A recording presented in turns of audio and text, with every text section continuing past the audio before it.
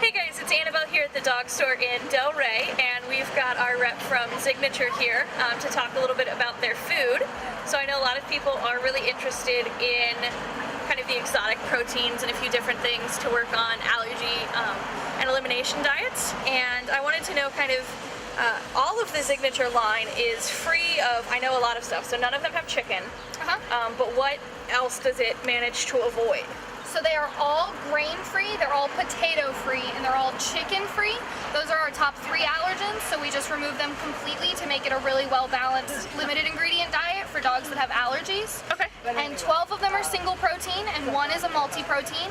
And that way they're all single protein. That way if there's any single protein allergies, you can avoid that by doing just a different single protein.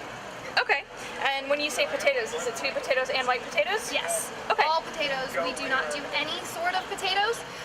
They're so starchy and they just don't really serve a nutritional purpose for dogs, in ZIGNATURE's opinion, so we just don't include them at all. Right now in the store we've got guinea fowl, lamb, kangaroo, and goat. Okay. But what are some of the other options that y'all carry that we could either bring into the store, definitely special order as well? So we do 4 fish formulas. We do whitefish, trout and salmon, salmon by itself, and then we do a catfish formula. The fish are very popular in terms of people that their dogs don't do well with red meat, or they don't do well with, any other kinds of meats, so they normally switch to fish. So that's why we have 4. And then we also do turkey, which is our highest calorie content, but it's our lowest on the glycemic index, so it's going to be our lowest in sugar. Okay. So it's going to be our best for diabetic dogs. It's a really good option for diabetic dogs that have kidney issues and things like that. Then it'd probably be pretty good for dogs with pancreatitis and different issues like that as well. Absolutely. So it's going to be great for a lot of those digestive issues because it is lower in all that sugar. All of them are fairly low in sugar, but the turkey is definitely going to be our lowest on the glycemic index. Other than that, we've got our multi-protein formula, which is a mixture of lamb, salmon, duck, and turkey. Okay. That's going to be our highest in protein for dogs that need a little bit of extra protein.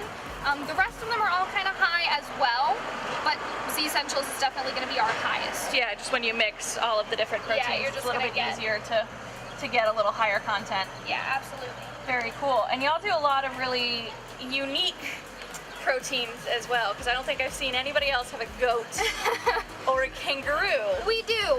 So with exotic proteins, dogs typically tend to get allergies the more that they're around something and the more they've been exposed to it and the more that they've eaten it. That's why chicken is such a high allergen.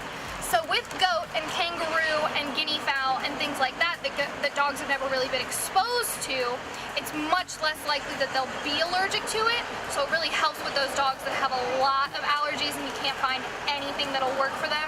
Choosing a more exotic protein is definitely normally the way to go. Pamphlets have all of the information. They have what we don't have in it and why it's chicken and egg free.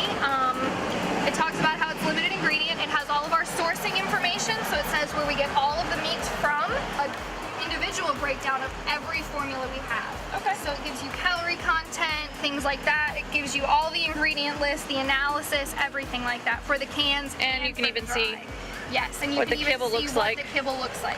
All the kibble is the same size, and small dogs have no issue with it that I've heard of. My dachshund personally eats it, and he has no issues getting it in his mouth or chewing it or anything like that. Yeah.